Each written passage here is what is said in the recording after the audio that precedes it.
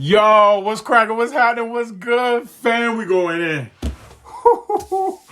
We going in.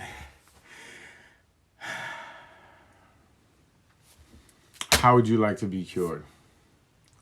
How would you like to make yourself corona-proof? Hashtag corona-proof. Hold on. I don't even know where to start. I'm so hyped. This just kind of just shifted from what I wanted to say earlier, but that's kind of how life does. That's why I wanted to just record something. Whew. Let me see if I can pull you up here, sir. Let's see how I get you on here. See if I can figure it out. Can you invite yourself, Mr. Alexander? Is there a button there? Oh, I think I found it. Let me see something. You know what I'm talking about. All right, so I sent the invite. We're going to see what happens here.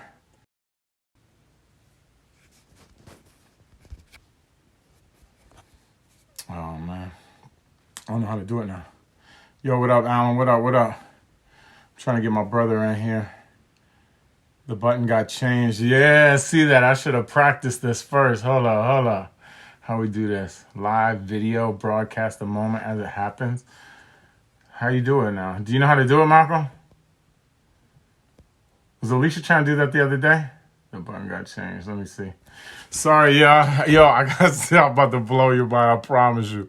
I mean, you can tell by the title, and it's not clickbait. It's not clickbait. I promise you. Look. Oh, not that.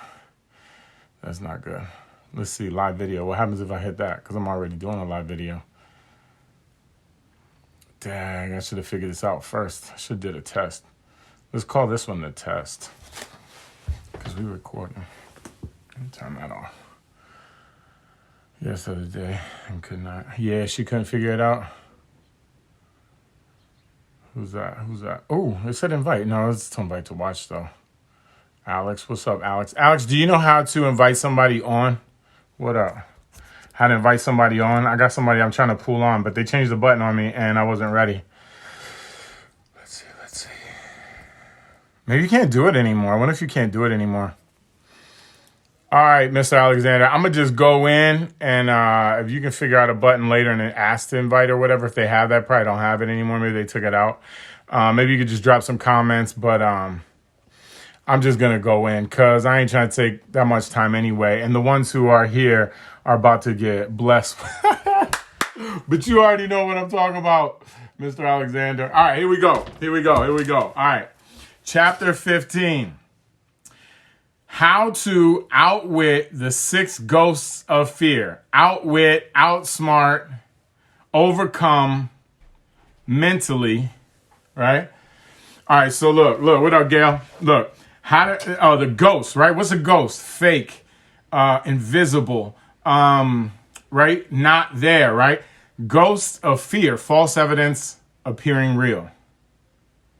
It's about to get deep. Don't miss it. I promise you, don't miss it. The 3 first ones are, right? Indecision. Rachel, what's up, Rachel? Indecision, doubt, and fear. Indecision, doubt, and fear. Don't forget those. Indecision is the seedling of the fear, right? So let me start with this quick story. Maybe give a couple people time to get in here. But anyway, well, look. So in about 1938-ish, that time frame, right? Because 1939, the book was put out. Think and Grow Rich. Okay, this book was put out. And there was a man on his way to commit suicide. What's up, Shannon, Avi? There was a man on his way to commit suicide. And before he committed suicide, he went to go talk to the author, Napoleon Hill. He's like, hey, Mr. Hill, I liked your book. I read some, and I just wanted to get your personal advice on something, blah, blah, blah. I think he found out later or whatever. I got to read the story again. It's been a little while. If he told him at that time he was going to go commit suicide. But anyway, he left his office feeling like, I think I can. I think I can figure out this life. I think I got it. All right. Boom. I know what to do because this is what the book's about, how to figure it out. It's not about getting rich, but it can be about getting rich, but it's more than just money. But he approached that because that's all we think about sometimes. You know what I mean?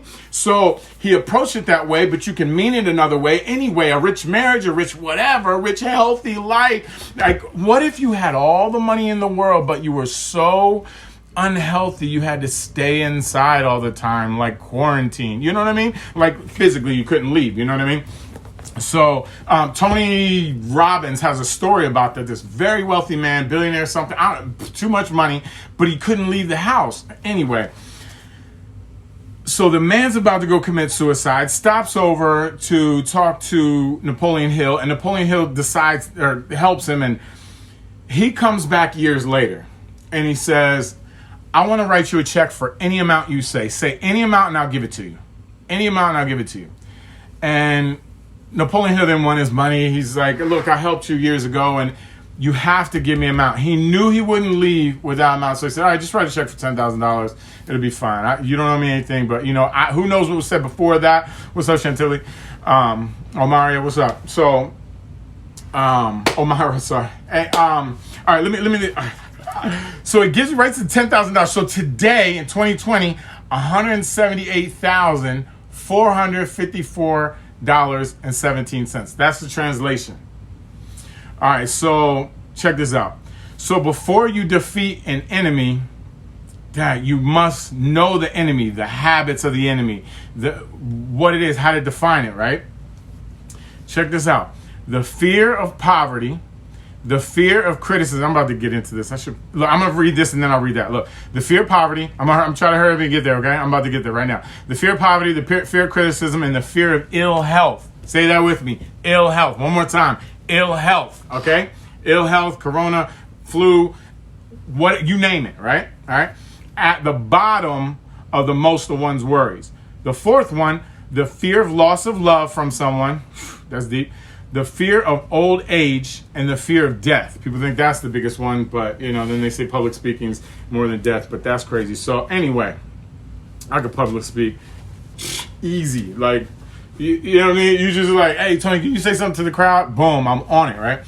But I'm gonna say right now, spoiler alert, okay? I'm reading the last chapter, so if you've never read this, what JC? If you've never read this, please read it. Please read it. Please read it. I'm telling you, it's going to change your life. I promise. Look. I'm going to tell you like this. If Mr. Alexander's on, he can tell you. 15 years, millionaire after millionaire was telling me to read this book.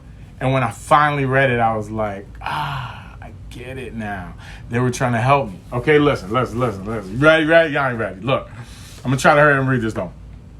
This fear may be traced to both physical and social heredity. It is closely, I'm going to try to breeze through this first chapter, but I do want to read it, it is closely associated as to its origins with the causes of fear of old age and the fear of death, because it leads one closely to the border of terrible words. Just bear with me because I'm about, like, the next paragraph you're going to know what I'm talking about. Okay, look.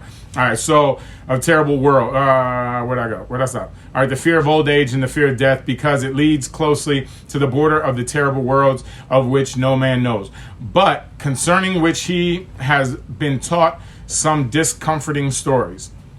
The opinion is somewhat general also that certain unethical people engaged in business of selling health, you know what I'm talking about? Selling health unethically, not ethically. There's a lot of people out there sell health ethically, right? So have not had a little to do with keeping alive the fear of ill health. Did you hear that? Keeping alive the fear of ill health. Anybody watch the news know what I'm talking about? Is this relevant? Okay, but this is written like a long time ago. And the crazy thing about the sequel of this book, I'm going to tell you afterward, right? And it has to do with outwitting, right? So look. So in the main, man fears ill health because of the terrible pictures which have been planted in his mind of what may happen if death should overcome him. He also fears it because of the economic toil which it may claim. Oh, all right, I'll leave that. All right, ready? Here it goes. A reputable physician estimated that 75% of all people who visit physicians for professional services are suffering with hypochondria.